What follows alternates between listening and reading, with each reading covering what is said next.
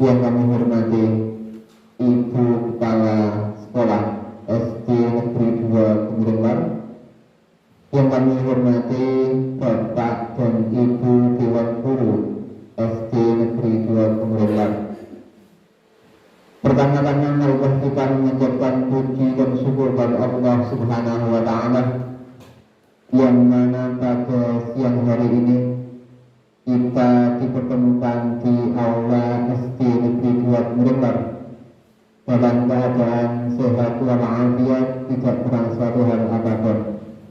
Kedua kalinya salawat serta salam selalu kita haturkan kepada junjungan Nabi Agung Muhammad sallallahu alaihi wasallam, yang mana telah kita nantikan syafaatnya besok di hari kiamat. Amin Allahumma amin.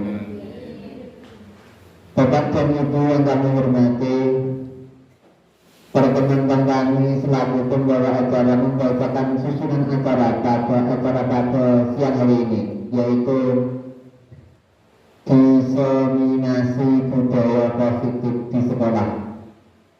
Yang pertama yaitu pembukaan, yang kedua menyanyikan lagu Indonesia Raya dan Mars Utara, yang ketiga pengantar dari Kepala Sekolah SD Negeri 2 Kemiringan, yang keempat doa, yang kelima acara inti yaitu diseminasi budaya positif di sekolah oleh Ibu Senandura, calon guru penggerak angkatan 5 Kabupaten Jepara.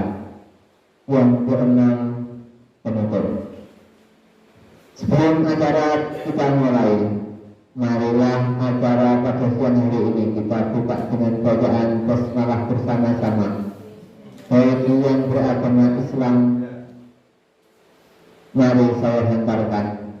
Bismillahirrahmanirrahim. Terima kasih. Untuk acara selanjutnya yaitu menyanyikan lagu Indonesia Raya dan Mars Utara. Hadirin dimohon berdiri.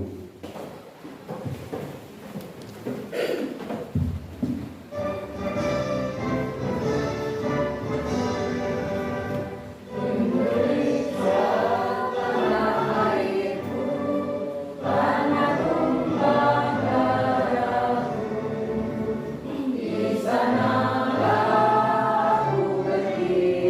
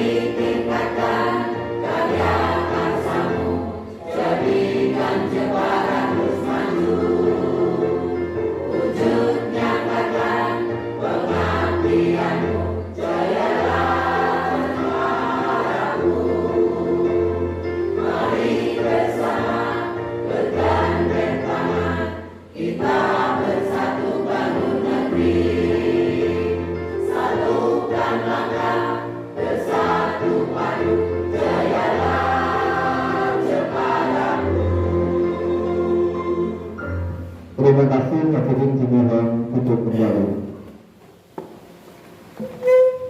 Acara selanjutnya yaitu acara yang ketiga, pengantar dari Ibu Kepala Sekolah SD Negeri 2 Gemerenglang yang akan disampaikan oleh Ibu Sri Hariningsih, Sarjana Pendidikan. Pada beliau kami persilakan.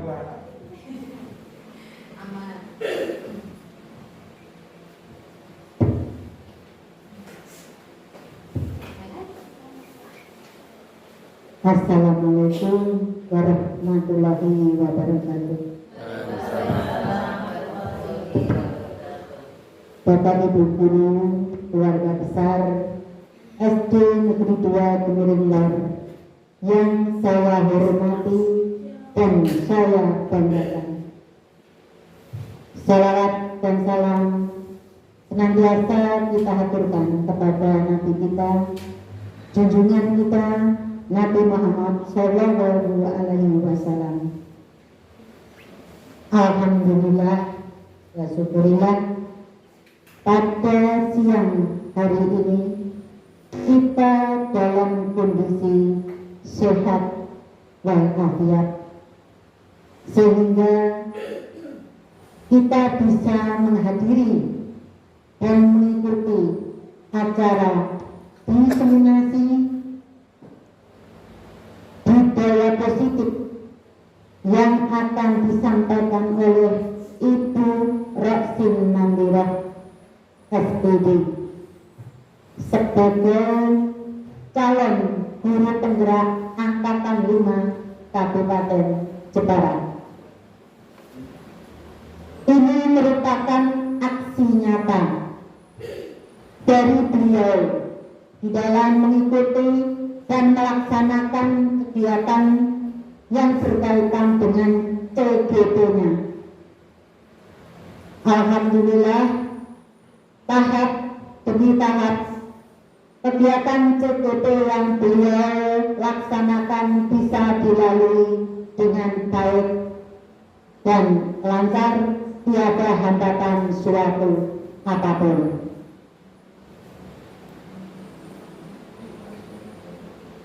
Tujuan beliau melaksanakan kegiatan aksi nyata ini tidak lain dan tidak bukan adalah ingin menyebarkan pemahaman dan penerapan budaya positif kepada teman-teman semua.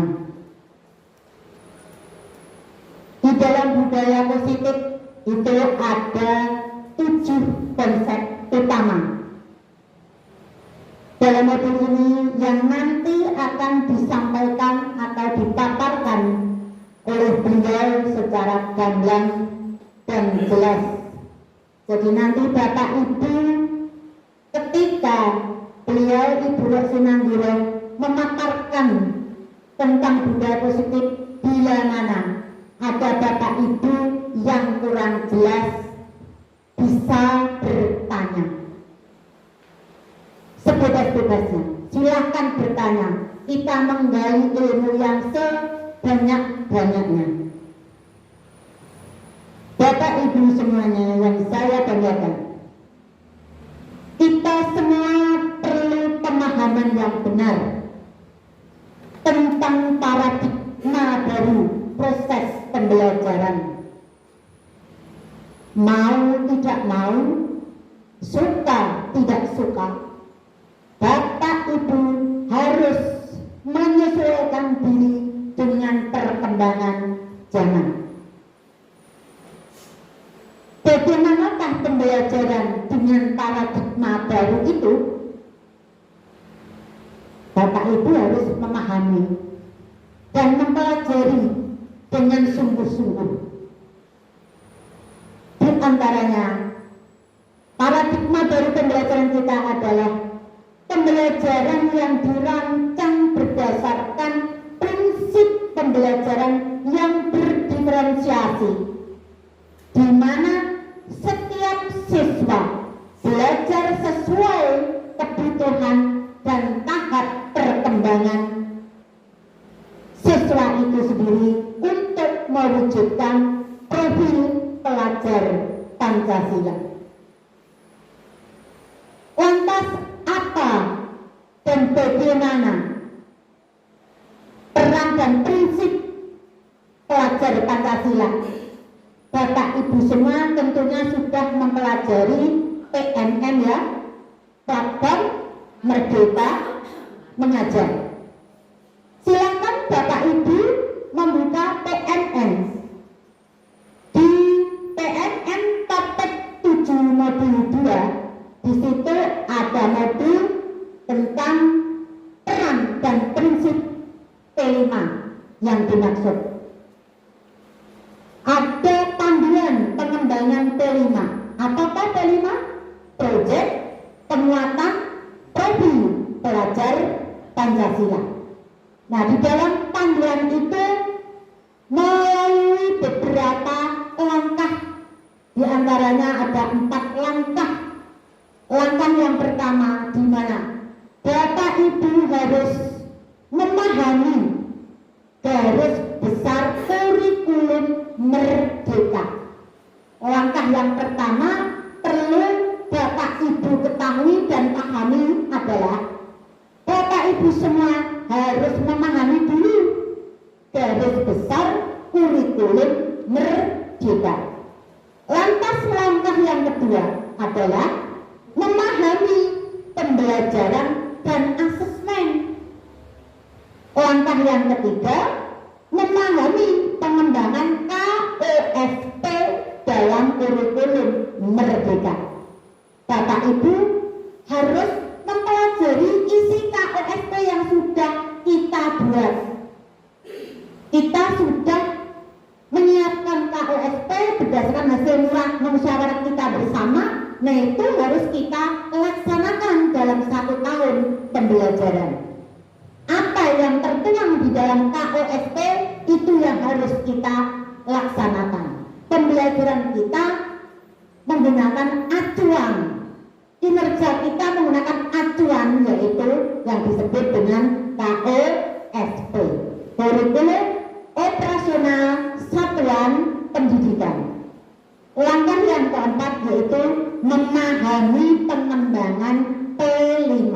Nah, untuk materi seluas-luasnya silakan Bapak Ibu buka di PMM Platform Merdeka Mengajar topik yang ke-7, modul 1, 2, dan seterusnya. Di topik 7 itu ada 7 modul. Silahkan dipelajari sehingga Bapak Ibu nanti semua bisa memahami apa yang dimaksud dengan P5. Untuk itu, Bapak Ibu guru semuanya yang kami banggakan, mari kita sing-singkan lengan baju kita di dalam menyongsong era perubahan pendidikan yang nantinya akan bermuara pada perwujudan proyek penguatan profil pelajar Pancasila atau yang disingkat dengan P5.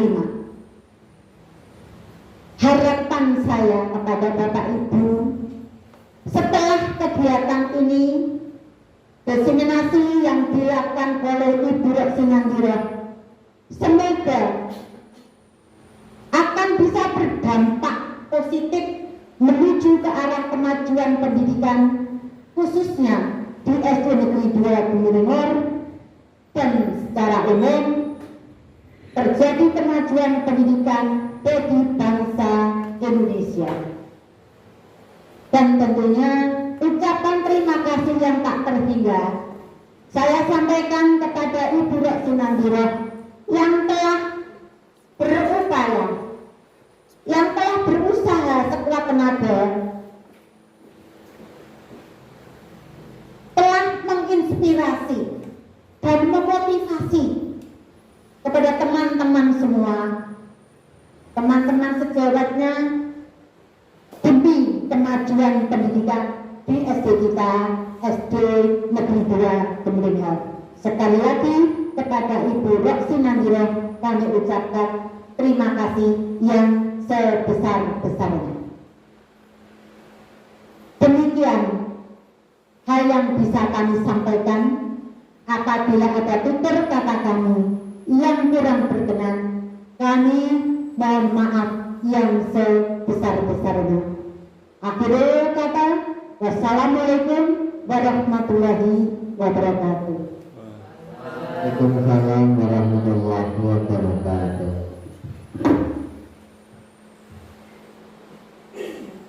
Kepada beliau Ibu Sri Hariningsih selaku Kepala Sekolah SD Negeri Bringwar kami sampaikan banyak-banyak terima kasih.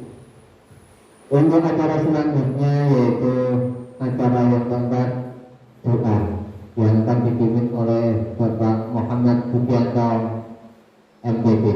Kepada beliau kami persilahkan.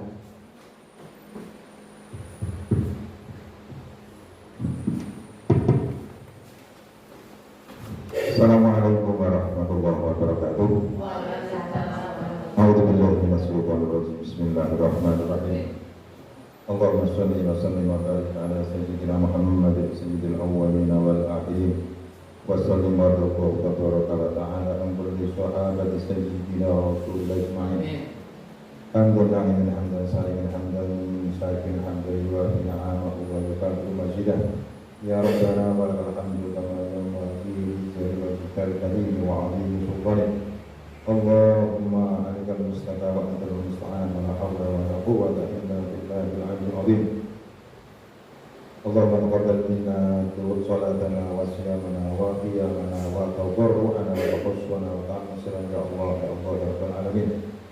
Allahumma aslih lana dinana alladhi huwa ismatu amrina wa aslih lana dunyana allati fiha ma'aduna wa aslih lana akhiratana allati fiha ma'aduna waj'al hayata ziyadatan lana min kulli khair waj'al mauta rahatan lana min kulli syarr.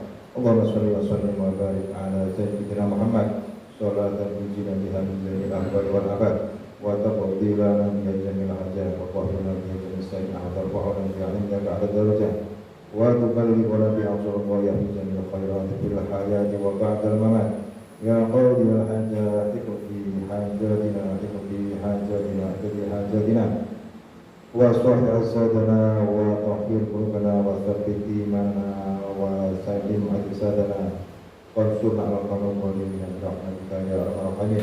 Allahumma ighfir lana dhunubana wa khatayana kullaha wa dhunuba walidayna wa hamdana kama rabbana shighara. Allahumma ja'alna wa ja'al awladana wa dhurriyyatana wa ahlana wa tamamina bi dzalika min ahli ilmi wa ahli khair wa asyara wa izzaka wa sa'adah wa la ja'alna wa muslimin. Allahumma barik lana fi rizqina wa barik lana fi ma'ishatina wa barik lana fi ulumina wa barik lana fi dhurriyyatina wa barik lana fi dalamina ya Allah ya alamin. Allahumma al-haqqa haqqa wa sunna tiba'a wa al-batil wa sunna. Allahumma barik lana fi dunya hasanah wa fil akhirati hasanah wa qina adzabannar. Wa sallallahu ala sayyidina Muhammadin wa ala alihi wa sahbihi ajma'in walhamdulillahi rabbil alamin. Al-Fatihah. A'udzubillahi minasyaitonir rajim. Bismillahirrahmanirrahim. Alhamdulillahi rabbil alamin. Ar-Rahmanir Rahim. Maliki yaumiddin. Iyyaka na'budu wa iyyaka nasta'in. Ihdinas siratal mustaqim. Shiratal ladzina an'amta 'alaihim ghairil maghdubi 'alaihim waladdallin. Amin. Assalamualaikum warahmatullahi wabarakatuh. Waalaikumsalam warahmatullahi wabarakatuh. Terima kasih kami sampaikan kepada Bapak Muhammad Budianto yang telah memimpin doa. Untuk acara selanjutnya yaitu acara inti, yaitu acara diseminasi budaya positif di sekolah yang akan disampaikan oleh calon guru penggerak Angkatan 5 Kabupaten Jepara, Ibu Rosin Nandiwah. Kami persilahkan.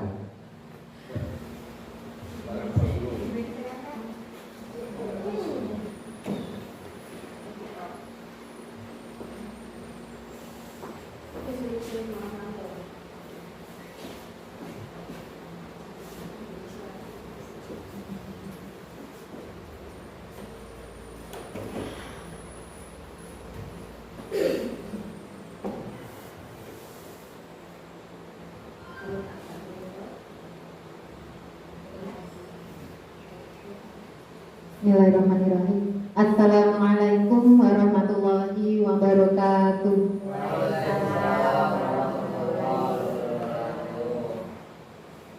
Bismillahirrahmanirrahim. Alhamdulillahirabbil alamin.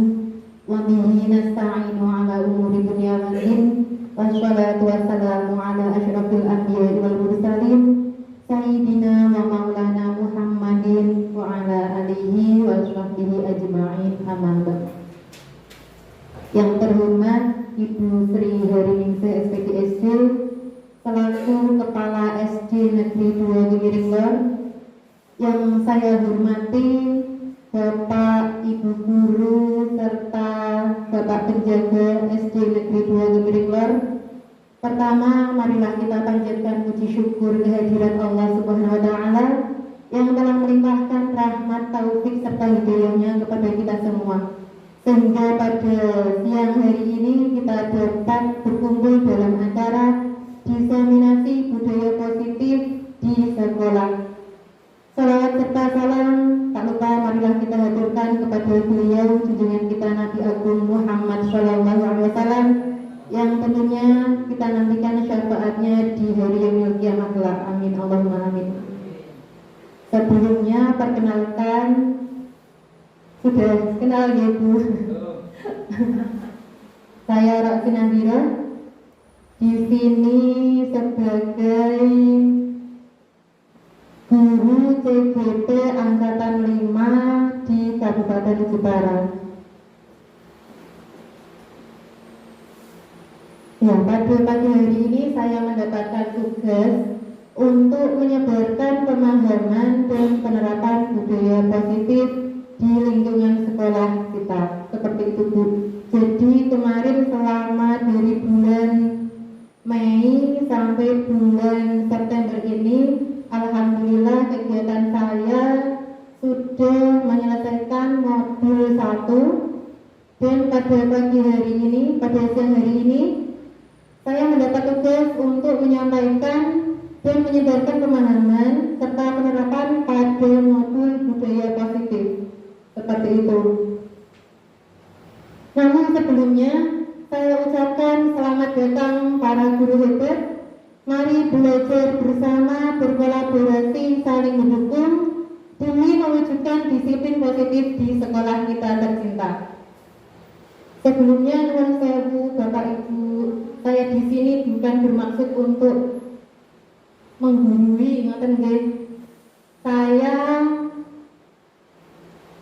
napa niku?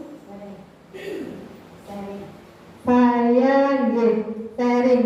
Saya percaya Bapak dan Ibu di sini pengalamannya jauh lebih luas dan lebih dalam dibanding saya. Jadi seperti yang saya tuliskan di sini, saya tidak menggurui, namun mari belajar bersama, berkolaborasi, saling mendukung demi mewujudkan disiplin positif di sekolah kita tercinta. Ngaten nggih Bapak Ibu? Nggih. Ya, pada siang hari ini tentang konsep utama modul budaya positif. Ya, hari ini kita akan membahas tentang, yaitu yang pertama, perubahan paradigma belajar, disiplin positif, kebutuhan dasar manusia, motivasi perilaku manusia, posisi kontrol restitusi sebagai guru, keyakinan kelas, dan segitiga restitusi. Nah, kita mulai dari yang pertama, yaitu tentang pembelajaran dengan paradigma baru. Apa yaitu paradigma baru? Pembelajaran dengan paradigma baru dirancang berdasarkan prinsip pembelajaran yang terdiferensiasi, sehingga setiap siswa belajar sesuai dengan kebutuhan dari tahap perkembangannya untuk mewujudkan profil pelajar Pancasila. Pada akhir-akhir ini kita sering mendengar ya Bu, apa itu profil pelajar Pancasila? Sekarang kita sudah memasuki kurikulum baru. Namanya kurikulum apa Bu? Kurikulum Merdeka. Itu untuk mewujudkan pelajar Pancasila. Ada berapa ya Bu? Ada berapa itu? Ada 6. Ada 6. berkebinakaan tuh global. Terus apa lagi Bu? Gotong royong. Kemudian kreatif, mandiri, bernalar kritis, beriman dan bertakwa, dan berakhlak mulia. Ada 6. Ya. Di sini kita menekankan pada pembelajaran yang terdiferensiasi. Maka itu berdiferensiasi. Iya, saya juga baru beberapa hari ini mendengar itu Pak Sami, pembelajaran terdiferensiasi. Kalau dalam bahasa Inggrisnya kan different itu artinya berbeda. Ya, betul Bu Uli. Berbeda maksudnya apa ya pembelajaran yang berbeda itu? Belajar sesuai dengan kebutuhan siswa Bu. Coba buat. Sepertinya buat. Nggih, coba buat. Apa itu buat? Pembelajaran Belajar sesuai dengan kebutuhan siswa Bu. Oke, nggih. Laras buat pembelajaran terdiferensiasi itu maksudnya pembelajaran berdasarkan minat dan kebutuhan setiap masing-masing siswa. Begitu nggih, KBC. Ya, jadi dalam pembelajaran terdiferensiasi itu biasanya apa saja yang boleh dibedakan. Terkadang dalam pembelajaran anak itu ada yang membutuhkan media secara gambar, ada yang dia senang menggunakan video. Ada apa lagi ya Bu misalnya? Langsung, bermain, belajar malah bermain, pembelajaran langsung di lapangan atau praktikum seperti itu ya Pak Muklas? Ya, seperti itu. Jadi itu sudah termasuk dalam proses kegiatannya, sudah berbeda nggih? Ya. Kemudian dalam kontennya, konten itu berarti berupa bahan ajar dan sumber belajar. Misalkan ketika kita ada pelajaran menggambar, ayo anak-anak silahkan kita menggambar. Hari ini kita jadwalnya apa ya? Menggambar Bu. Bu, hari ini kita menggambar apa? Nah, berdiferensiasi berarti bagaimana ya Bu? Berbeda. Silahkan anak-anak keluar kelas amati apa yang ada di lingkungan kalian. Bu, ada foto-foto, mau gambar foto-foto boleh? Kira-kira boleh apa buatan ya Bu? Boleh, ya, seperti itu.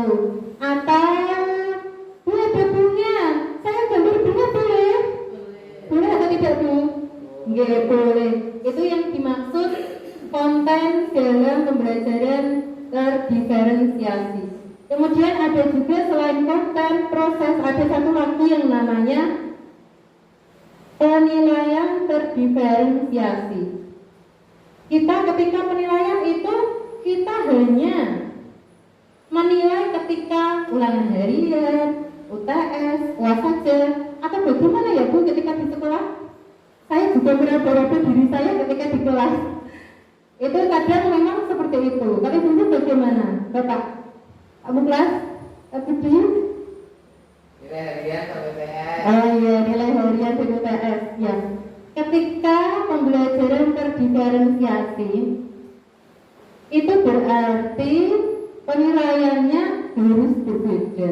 Ya mungkin kita sebagian besar, saya sudah menurut Bapak Ibu sudah sering menggunakan penilaian prosesnya tadi. Ketika proses pembelajaran kita menggunakan rubrik, itu berarti kan ada yang namanya penilaian proses. Berarti tidak hanya ketika ulangan harian, seperti itu. Kemudian disiplin positif. Dalam budaya kita, makna kata disiplin dimaknai menjadi suatu yang dilakukan seseorang pada orang lain untuk mendapatkan kepatuhan. Kita cenderung menghubungkan kata disiplin dengan ketidaknyamanan. Anak-anak, ayo yang disiplin. Berarti yang pertama kali kita rasakan ketika mendengar disiplin itu apa ya Bu? Anut aturan tertib. Tertib, anut aturan. Kira-kira nyaman tidak ketika ada rasa seperti itu? Nah, ketika kayak dipaksa Bu. oh iya, rasanya dipaksa ya Bu. Saya juga kadang merasa seperti itu. Ada kata disiplin, berarti kita harus seperti peraturan yang ada di sekolah.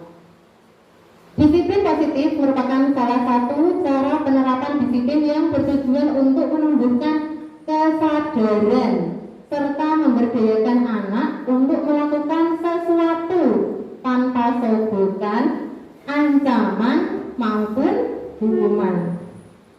Kemudian poin yang ketiga, sebagai pendidik, tujuan kita adalah menciptakan anak-anak yang memiliki disiplin diri sehingga mereka bisa berperilaku dengan mengacu pada nilai-nilai kebajikan universal dan memiliki motivasi intrinsik dan bukan ekstrinsik.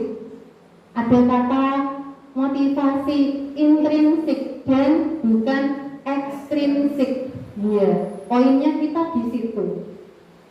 Apa ya Bu bedanya? Ada sih sami gitu. In dan X bedanya di situ. Kesadaran dari dalam. Oh nggih. Nggih. Intrinsik adalah kesadaran dari dalam, dari diri dalam siswa. Sedangkan motivasi ekstrinsik adalah kesadaran yang timbul dari luar. Ya. Yang dimaksud dari dalam diri itu berarti apa ya Bu kira-kira? Tumbuh kesadaran dengan sendirinya. Nggih. Nama buling tumbuh kesadaran dari dalam dirinya, memiliki rasa tanggung jawab. Nggih, terima kasih buling. Ya, intrinsik itu berarti sadar sepenuhnya dari dalam dirinya sendiri. Betul. Kemudian secara ekstrinsik tadi dari luar. Berarti itu tadi biasanya disiplin itu ya terpaksa. Ada kata embel-embel ancaman, hukuman. Takut karena hukuman. Iya, takut karena hukuman. Mari kita bayangkan ketika kita melaksanakan pembelajaran di kelas atau ketika melaksanakan kegiatan di sekolah, kira-kira kita cenderung kemana ya Bu? Saya sendiri juga merasa kalau saya lebih condong ke ekstrinsik. Sering kali saya juga merasakan kalau sedikit-sedikit nanti kalau anak-anak nggak mengerjakan PR, mengerjakan ketika istirahat ya seperti itu. Berarti kira-kira anak terpaksa atau tidak ya Bu? Terpaksa. Oke. Ketika anak-anak terpaksa biasanya akan muncul rasa jengkel. Ketika jengkel itu mereka biasanya bukan malah jerat, tapi kadang mengulangi. Ya. Alah, wis tahu paling kok pas istirahat kan berat, begitu nggih. Murid saya seperti itu terkadang. Ya, mari kita simak kebutuhan dasar manusia. Bapak Ibu guru, kita sebagai manusia, anak-anak juga sebagai manusia. Kita memiliki kebutuhan dasar. Kebutuhan dasar kita apa ya Bu? Secara fisik kita dituntut untuk bertahan hidup, butuh makan, butuh minum, butuh bergerak, seperti itu. Kemudian butuh yang namanya kasih sayang dan rasa diterima. Nah, kasih sayang dan rasa diterima. Terkadang ada beberapa anak yang di kelas itu ada yang murung, ada yang aktif sekali, ada yang caper, ada yang diam, tidak mau ngomong. Ada pun yang seperti itu. Ya. Kira-kira anak yang seperti itu karena apa ya? Kurang perhatian. Kurang perhatian, kurang kasih sayang. Nah, itu yang harus kita cari lebih dalam. Kenapa kok anak-anak itu berperilaku seperti itu? Apa yang mendasari kebutuhan dasar manusia? Kok anak ini diam terus? Kita cari tahu dari orang tuanya, adakah masalah di keluarganya, seperti itu. Kemudian penguasaan. Penguasaan itu memang sudah melekat pada diri manusia. ada yang merasa berkuasa. Misalkan di dalam kelas ada beberapa anak yang merasa berkuasa, yaitu karena memang sifat dasar dari manusia, mereka ingin berkuasa, kebebasan, mereka tidak mau dikekang, adalah sifat dasar dari manusia. Dan yang terakhir, kebutuhan dasar manusia adalah memenuhi rasa kesenangan.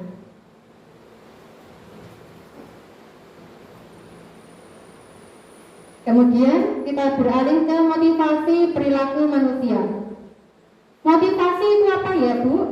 Kalau kita mendengar kata motivasi, dorongan, ya, dorongan yang menyebabkan melakukan suatu perbuatan dengan sadar. Motifnya apa? Seperti itu. Dalam motivasi. Motivasi merupakan dorongan yang timbul pada diri seseorang secara sadar atau tidak sadar untuk melakukan suatu tindakan dengan tujuan tertentu. Mas, kamu kok tidak berangkat sekolah kemarin, kenapa? Nah, kalau pertanyaan seperti itu sudah menanyakan motivasinya tidak berangkat ada itu? Belum. Kalau diam berarti kita sudah tidak punya jawaban. Kenapa kamu tidak berangkat, Mas? Saya sakit, Bu. Kok tidak izin? Kan bisa lewat WA. HP ayah saya sedang rusak. Nah, berarti ada dorongan yang timbul. Kok anak tadi tidak berangkat ya? Motivasinya apa? Kemudian ada lagi contoh kasus di kelas. Mbak Mei nangis. Nah, kita biasanya sebagai guru kan memanggil anak yang nangis. Kamu kok nangis, kenapa, Mbak? Diganggu itu, Bu, salah. Nah, berarti kan kita harus mencari penyebabnya. Kok bisa si Mei nangis, diganggu Falah? Apa yang menyebabkan Falah itu mengganggu si Mei? Seperti itu, kita mencari motifnya. Yang pertama, menghindari ketidaknyamanan dan hukuman.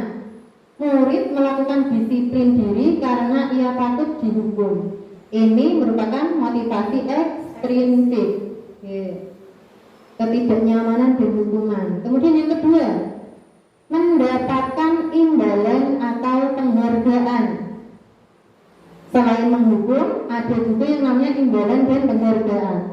Murid melakukan disiplin diri karena ia ingin mendapat imbalan. Ini merupakan motivasi ekstrinsik. Yang ketiga, menghargai nilai-nilai kebajikan diri sendiri. Menghargai diri sendiri. Ini termasuk motivasi intrinsik karena sudah masuk ke dalam diri sendiri. Konsep disiplin dengan identitas gagal. Kok bisa disebut konsep disiplin dengan identitas gagal? Di situ tertulis apa ya, Bu? Yang pertama, hukuman. Yang kedua, penghargaan. Ketika saya belajar pada modul ini, saya berkaca pada diri saya sendiri.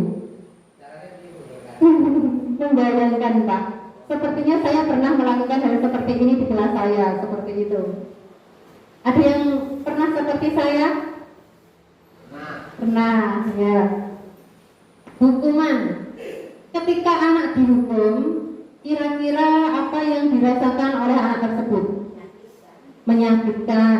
Ya. Kemudian tidak nyaman. Terus murid takut, memaksa. Murid menyembunyikan masalah. Ya, murid menyembunyikan kesalahan. Kemudian murid menjadi rendah diri. Kira-kira yang tertulis di slide apakah benar atau tidak, Bu? Tuh, seringkali ketika kita tanpa sengaja menghukum anak, respon anak ada yang minder, sedih, takut. Itu adalah ekspresi jujur dari dalam diri siswa. Kemudian penghargaan kok termasuk identitas gagal ya? Padahal kan dia baik. Coba kita cermati satu persatu. Penghargaan tidak efektif Tidak efektifnya karena apa? Merusak hubungan atau iri. Misalkan seperti ini, di dalam kelas, ketika pembelajaran, jenengan menjanjikan, ayo siapa yang berani maju, nanti Bu Guru berikan hadiah.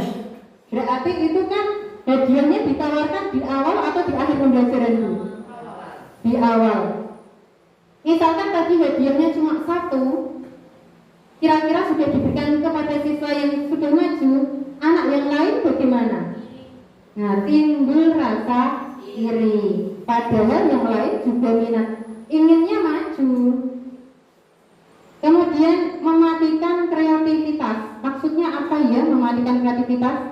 Karena kita sering memberikan hadiah, reward, baik secara fisik maupun secara verbal, kata-kata pujian seperti itu.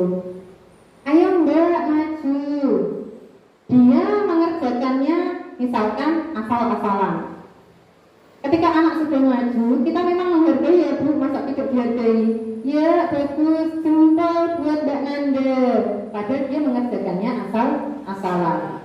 Apa yang ada di benak Mbak Nanda? Padahal dia bisa lebih mengerjakan dengan cara yang lebih. Aku maju kayak gini wae untuk hadiah kok. Lapo laren angel-angel. Nah seperti itu. Padahal dia sebenarnya bisa menjadi lebih baik, tapi karena hadiah tadi dia tidak memaksimalkan bakat yang ada dalam dirinya. Menghukum dengan sistem ranking. Coba kita ingat-ingat Bu, rapat pada tahun-tahun ini ada kolom ranking atau tidak ya? Tidak ada. Ada yang tahu kira-kira tujuannya? Kok saya rapat orang-orang rankingnya? Kita kadang seperti itu ya Bu, saya juga seperti itu. Ternyata itu memang sudah dirancang dari sananya untuk pembelajaran tahun-tahun ini. Kolom ranking dihilangkan. Untuk apa? Ya untuk tadi, untuk agar tidak mematikan kreativitas anak, itu yang pertama. Yang kedua, agar tidak menimbulkan rasa iri, rasa percaya diri. Misalkan ada kolom ranking, ada anak yang tidak dapat ranking, tanpa sengaja, tanpa sadar kita sudah merusak motivasi anak yang mendapatkan nilai rendah. Padahal anak itu kadang ada masanya dia down, ada masanya dia semangat, seperti itu.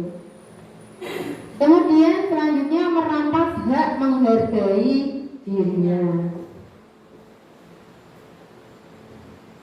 Nah, sekarang kita lanjut ke konsep disiplin dengan identitas sukses. Ada apa di situ? Konsekuensi, kemudian restitusi. Saya baru pertama kali mendengar itu Bu, restitusi. Mengucapkannya saja kadang saya terbelit-belit. Restitusi. Mari kita bahas dari yang konsekuensi. Konsekuensi yang pertama, penguatan jangka pendek. Yang kedua, perlu monitoring. Ya, perlu monitoring berkelanjutan. Kemudian stimulus dan respon. Kemudian lagi selanjutnya murid menghormati peraturan. Yang terakhir, kehilangan waktu untuk merenungi kesalahan. Konsekuensi itu apa ya? Akibat yang harus dilakukan. Sepemahaman saya juga seperti itu Bu. Misalkan anak di kelas pas istirahat membawa jajan masuk, esnya masuk. Tanpa sengaja disenggol temannya di kelas, akhirnya tumpah.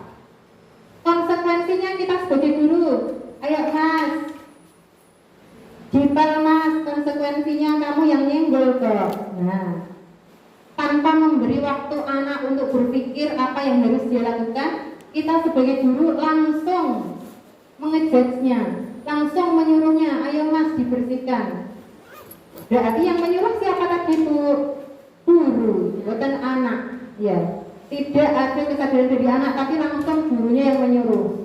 Itu kelemahan dari konsekuensi. Sekarang kita ke restitusi. Murid bertanggung jawab untuk perilakunya. Fokus pada pemecahan masalah jangka panjang. Murid menghormati dirinya dan orang lain. Teori kontrol, dirinya memegang kontrol secara penuh. Murid bersemangat memperbaiki kesalahan. Nah, dari dua poin ini, konsekuensi dan restitusi kira-kira sama atau tidak? Beda. Kira-kira lebih bagus yang mana ya Bu? Restitusi. Kalau di konsekuensi itu masih menunggu stimulus dari guru dan respon dari anak. Sedangkan di restitusi guru hanya menuntun, mengarahkan. Kenapa Mas? Itu Bu, esnya tumpah. Oh tumpah, tidak apa-apa. Berarti apa yang harus dilakukan? Memberikan waktu sejenak untuk siswa berpikir. Tindakan apa yang harus dilakukan? Nah, seperti itu. Jadi anak berinisiatif sendiri dari dalam dirinya sendiri. Sadar. Ya. Konsep disiplin pendekatan restitusi. Sebuah cara menanamkan disiplin positif pada murid. Nah, tadi kita sudah bahas restitusi tapi belum tahu pengertiannya. Belum kita bahas. Mari kita bahas. Restitusi adalah proses menciptakan kondisi bagi murid untuk memperbaiki kesalahan mereka, sehingga mereka bisa kembali pada kelompok mereka dengan karakter yang lebih kuat. Hal ini diungkapkan oleh dosen pada tahun 2004. Ciri-ciri dari restitusi yaitu yang pertama, bukan menebus kesalahan, namun belajar dari kesalahan. Kita belajar dari kesalahan. Kita mengajak anak untuk belajar dari kesalahan. Yang kedua, memperbaiki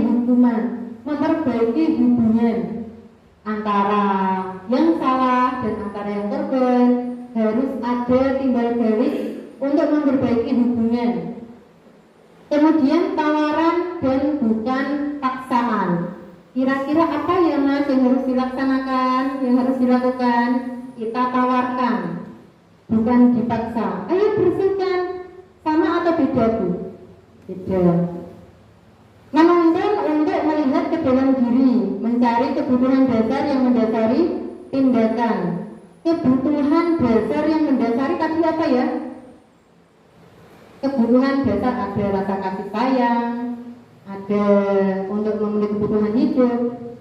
Fokus pada karakter, bukan tindakan. Jika tadi akhirnya ujungnya anak yang memecahkan apa tadi es yang tumpah, hasil akhirnya kan sama ya Bu, sama-sama bersih. Tapi kira-kira yang beda apa? Cara membersihkannya. Ada dia berpikir sendiri dari dalam dirinya, dan yang satu karena disuruh oleh gurunya. Jadi yang ditekankan dalam restitusi yaitu fokus pada karakter dalam diri, bukan tindakannya. Dan yang terakhir menguatkan dan fokus pada solusi. Ya, ini perbedaan. Tadi kita bahas tentang hukuman, konsekuensi, dan restitusi. Hukuman, guru menghukum siswa tersebut ini ada kasus perbedaan. Misalkan ada sebuah kasus siswa sering tidak mengerjakan PR. Ini termasuk hukuman itu yang bagaimana? Yaitu guru menghukum siswa tersebut hormat bendera selama 10 menit. Guru marah dan murid menjadi takut karena di situ ada kata takut, ada fisik. Dia disuruh hormat selama 10 menit. Itu sudah fisik ya Bu? Ya, itu sudah menjurus ke kekerasan, maka disebut hukuman karena menimbulkan rasa takut. Yang kedua, konsekuensi. Guru memberikan konsekuensi untuk mengerjakan PR-nya saat istirahat atau dikerjakan sebanyak 3 kali lipat. Guru tegas dan siswa menghormati peraturan. Ya, jadi mungkin yang perjanjian awalnya. Kalau anak-anak tidak mengerjakan PR, konsekuensinya mengerjakan PR ketika istirahat sebanyak 3 kali lipat. Ya, itu lebih baik dari hukuman. Coba kita bandingkan dengan yang restitusi. Guru menanyakan keyakinan kelas atau dirinya dan membantu siswa menyelesaikan masalahnya. Itu maksudnya ketika anak tidak mengerjakan PR, kita dikasih dulu. Kamu kok tidak mengerjakan PR, kenapa mas? Tadi malam ketiduran bu. Berarti kita sudah tahu alasannya. Kok bisa ketiduran, lupa mengerjakan PR? Kamu tidur jam berapa? Jam 10. Kalau orang biasa tidurnya jam 10, kamu ngapain tidur sampai jam 10? Main game. Oh, sudah menemukan masalah dari anak tersebut. Kemudian diri terbuka dan siswa menghormati dirinya dan orang lain. Kalau seperti itu, berarti apa langkah yang kamu lakukan agar kamu bisa mengerjakan PR sama seperti teman-temanmu. Nah, kita tawarkan kepada dirinya sendiri, dia mau mengambil tindakan seperti apa, biarkan dia yang memilih. Itu bu, berarti saya tidak boleh tidurnya terlarut malam. Oh iya, kalau agar tidak tidur larut malam, berarti kamu harus apa mas? Itu main HP-nya ada jamnya. Oh ya, berarti itu tadi solusi dari ibu apa kamu? Dari saya. Bisa kamu? Ya bisa. Kamu yakin? Yakin. Itu baik atau tidak ya? Baik. Untuk siapa? Misalkan seperti untuk diri saya sendiri. Jadi kita giring anak untuk mendapatkan kesadaran dari dalam dirinya sendiri. Ya, di sini ada 5 posisi kontrol restitusi. Posisi kontrol kita sebagai seorang guru. Yang pertama ada penghukum. Yang kedua ada pembuat rasa bersalah. Yang ketiga teman. Yang keempat pemantau. Yang kelima manajer. Coba kita bahas satu persatu. Penghukum. Guru sebagai penghukum itu bagaimana? Keras, kaku misalkan. Nah, kamu hari ini tidak berangkat sekolah ya? Kamu hari ini tidak mengerjakan PR ya? Silakan dikerjakan di dalam ketika istirahat. Nah, seperti itu misalnya. Pembuat rasa bersalah ketika upacara anak ada yang tidak memakai topi. Loh, kamu kan sudah berusaha ingatkan kemarin. Kenapa kamu buat seperti ini lagi? Berusaha kecewa sama kamu nak. Nah, ada yang berarti anak tadi akan merasa bersalah karena gurunya berusaha kecewa sama kamu nak. Nah, seperti itu. Yang ketiga, teman. Kita sebagai guru pada posisi teman bersama anak tadi. Loh, kamu nggak pakai topi? Ya wes nggak apa-apa, tapi bisa pakai topi loh. Kita diposisikan sebagai kita sahabatnya seperti itu. Pemantau itu kita cukup memantau karena misalkan sebelumnya sudah ada kesepakatan atau keyakinan di kelasnya. Misalkan sudah tertulis dalam kelasnya, kita harus memakai seragam yang rapi. Jadi kita cukup mengingatkan, ayo, kamu yang kurang apa mas? Topi bu. Di peraturan kelas kita bagaimana? Kita harus memakai seragam yang lengkap. Oh iya, berarti kita hanya memantau saja. Mereka sudah paham. Kemudian yang ketiga, manajer. Ini adalah rating poin tertinggi kita sebagai guru. Selain kita menyelesaikan masalah, pada posisi kontrol manajer ini, kita juga membimbing anak, menuntun anak untuk bisa mendapatkan sebuah solusi, menawarkan sebuah solusi, begitu. Kemudian contoh penerapan 5 posisi kontrol. Misalkan ada contoh kasus siswa tidak memakai atribut lengkap saat upacara bendera. Nah, dibilang menghukum itu saat bagaimana? Patuhi aturan sekolah, lalu berdiri di depan barisan. Berarti sudah masuk ke fisik. Pembuat rasa bersalah. Berapa kali Bu Guru harus memberitahu kamu? Bu Guru kecewa sama kamu. Berarti ada kata-kata yang membuat anak itu merasa bersalah. Ya. Kemudian di posisi teman, ayahlah yang tertib. Dia Bu Guru bangga. Kali ini tidak apa-apa kamu salah. Lebih santai ya Bu terlihatnya. Kemudian pada posisi pemantau, kamu sudah melanggar apa peraturan dan konsekuensinya. Jadi di pemantau ini biasanya sudah ada kesepakatan tadi dan ada konsekuensinya. Pada posisi tertinggi ada manajer.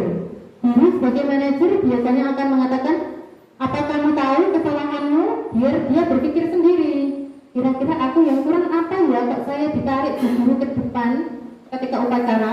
Biarkan dia meraba pada dirinya sendiri. Bu, sepatu saya warnanya putih. Oh, sudah tahu kesalahannya? Kira-kira bagaimana kamu akan memperbaiki kesalahan ini? Ya besok pas upacara saya pakai sepatu hitam Bu. Tadi buru-buru jadi lupa. Nah seperti itu. Ya, ini yang sering saya ucapkan tadi, keyakinan kelas. Mengapa keyakinan kelas? Mengapa tidak peraturan kelas? Biasanya yang tertempel di dinding itu tulisannya apa Bu? Peraturan kelas, seperti itu. Tata tertib kelas. Gitu. Mengapa kita memiliki? Coba kita jawab pertanyaan dari soal ini. Mengapa kita memiliki peraturan tentang penggunaan helm pada saat mengendarai kendaraan roda 2 atau motor? Agar aman, agar selamat.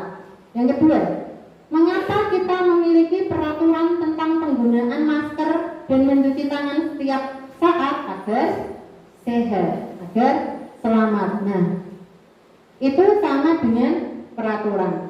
Padahal kalau kita sadar, ya memang jawabannya akan sama. Cuma kalau keyakinan itu akan timbul dari dalam dirinya sendiri. Saya yakin kalau saya pakai helm itu akan aman. Saya yakin saya sering mencuci tangan menggunakan sabun itu akan menjaga kesehatan saya. Nah, ini kemarin saya sudah mencoba melaksanakan aksi nyata di kelas saya, yaitu dengan membuat keyakinan kelas. Di situ yang pertama berdiskusi tentang peraturan apa saja yang ada di sekolah kita, yang ada di kelas kita. Biarkan mereka berpikir sendiri. Misalkan anak berpendapat, Bu, itu Yusril masuknya sering terlambat. Oke, berarti peraturan kelas kita apa ya enaknya? Itu Bu, disiplin berangkat tepat waktu. Bagus, kita masukkan dulu dalam list, kita catat. Apalagi saling menghormati Bu. Oh iya, kita tulis dulu, kita kumpulkan. Kemudian merumuskan peraturan menjadi keyakinan kelas. Dari beberapa poin yang sudah disampaikan anak-anak yang kita catat tadi, kan biasanya banyak sekali ya Bu. Ya, itu tidak perlu kita tulis semuanya. Kita dikelompokkan. Misalkan kalimat rajin, Bu, kita harus rajin dengan kita harus mengerjakan tugas, misalkan sama ya, kita jadikan satu. Kita apa sih itu namanya? Ya kita kelompokkan saja lah begitu. Kemudian setelah sudah ditata, kita rumuskan peraturan tadi menjadi keyakinan kelas. Saya di sini menggunakan aplikasi Canva untuk menuliskan rumusan peraturan tadi. Nah, dari rumusan peraturan tadi kita tempelkan di kelas.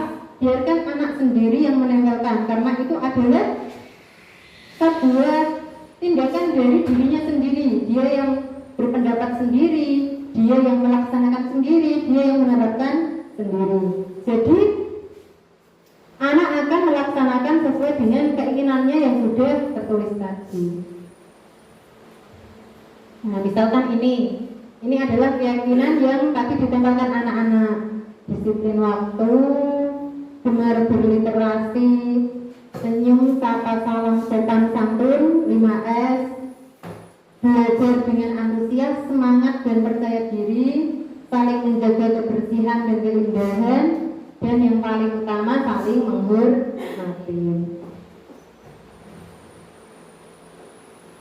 Bagaimana pembentukan keyakinan kelas? Nah, tadi kan contoh aksi nyata dari saya.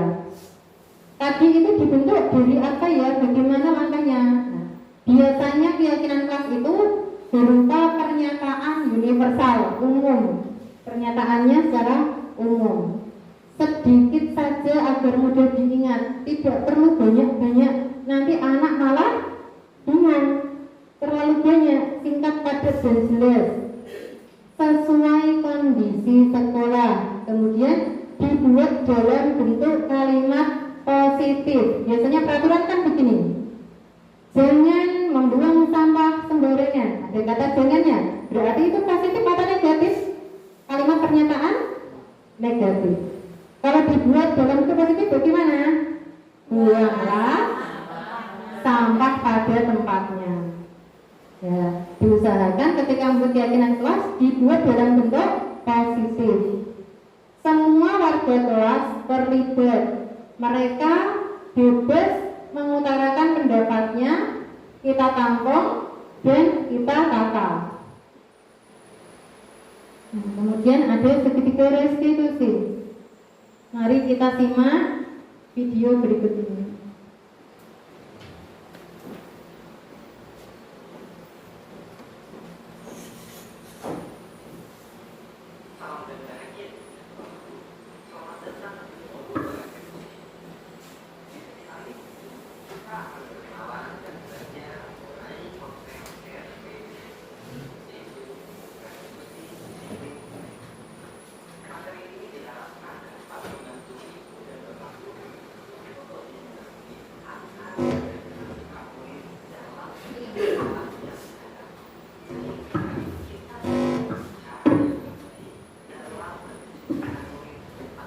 Ini hukuman penilaian sepihak asal selain.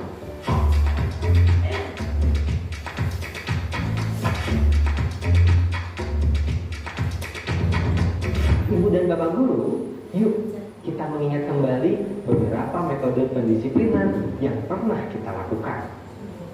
Apakah kita pernah menggunakan model STRAT atau kita menggunakan model mengambil dan mengurangi hal yang mereka senangi? Terkadang sebagai guru kita melakukan beberapa model pendisiplinan dengan harapan murid tidak akan mengulangi lagi kesalahan yang sama. Pada kenyataannya, beberapa murid kembali melakukan hal yang sama. Kita pun menjadi jengkel, tetapi kita tetap mengulang model pendisiplinan yang sama. Pada akhirnya, kita merasa tidak berhasil dalam mendidik. Tidak sedikit guru berpikir dan memberi label bahwa murid ini bandel, murid ini nakal, atau murid ini susah, tidak bisa diubah, dan seterusnya. Praktik pendisiplinan seperti ini sangat melelahkan dan membuat putus asa. Perasaan ini juga dialami oleh Daeng dosen. Dari pengalaman tersebut, dosen menawarkan sebuah konsep yang disebut restitusi untuk pembentukan disiplin diri. Restitusi adalah metode untuk penyusunan kembali model disiplin di sekolah. Restitusi berfokus pada solusi atau pemecahan masalah yang bisa dilakukan, bukan pada masalahnya. Restitusi mengajak murid untuk mengidentifikasi kembali tindakannya, sehingga dia bisa menganalisis dan memikirkan langkah yang tepat dalam pemecahan masalahnya. Lalu, mengapa restitusi itu muncul dan baik untuk dilakukan? Berikut 6 landasan filosofinya.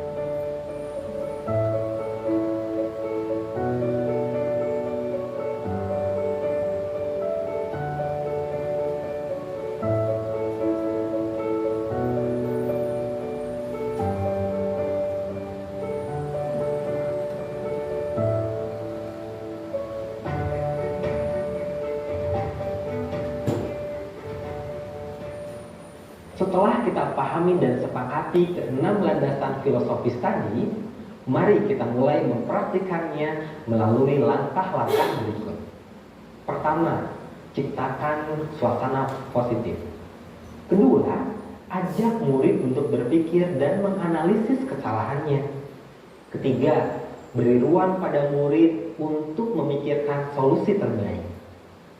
Restitusi memberikan kemerdekaan untuk murid dalam menyelesaikan masalahnya, bukan guru yang memutuskan. Ketika ini berhasil, akan muncul penghargaan terhadap diri sendiri dan orang lain. Murid merasa lebih berharga dan percaya diri. Dosen memberikan strategi untuk melakukan restitusi dengan segitiga restitusi. Segitiga ini akan membantu memahami perilaku murid dan membangun hubungan yang lebih baik antara guru dan murid. Sisi segitiga yang pertama yaitu menstabilkan identitas. Sisi kedua adalah kita validasi kesalahannya. Dan sisi yang terakhir adalah menanyakan keyakinan murid kita. Bagaimana ya contoh penerapan segitiga restitusi ini? Mari kita lihat kelas 12 SMA Derawan. Bagaimana ini bisa terjadi? Saya menendang bola ke atas, Pak. Kebiasaan kamu, Aldi. Sudah Bapak bilang tidak boleh main bola di dalam kelas. Selalu saja kamu. Sudah begini apa yang bisa kamu lakukan? Tidak bisa apa-apa kan? Maaf, Pak. Sudah, jangan ulangi lagi.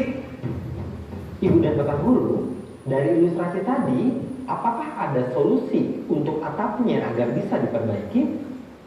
Aldi tidak diajak untuk menguraikan masalah dan solusi pemecahannya. Aldi hanya meminta maaf. Mari kita ulangi lagi ilustrasinya. Tetapi kali ini, Pak Anwar menggunakan kalimat yang positif, pertanyaan terbuka, dan memberikan ruang untuk Aldi dalam menyelesaikan masalahnya. Berikut ilustrasinya. Bagaimana ini bisa terjadi? Saya menendang bola ke atas, Pak. Kenapa kamu main bola di kelas, Aldi? Saya bosan, Pak. Tapi sekarang langit-langitnya jadi bolong dan rusak. Baik, Bapak mengerti kalau kamu bosan. Tetapi atapnya jadi bolong begini. Kira-kira apa yang bisa kamu lakukan untuk memperbaiki ini semua? Ini saja, Aldi. Coba kamu pikirkan apa solusinya. Bapak bisa kasih kamu waktu sampai jam pelajaran Bapak selesai. Ya, setelah itu kasih tahu Bapak apapun rencana kamu untuk menyelesaikan masalah ini.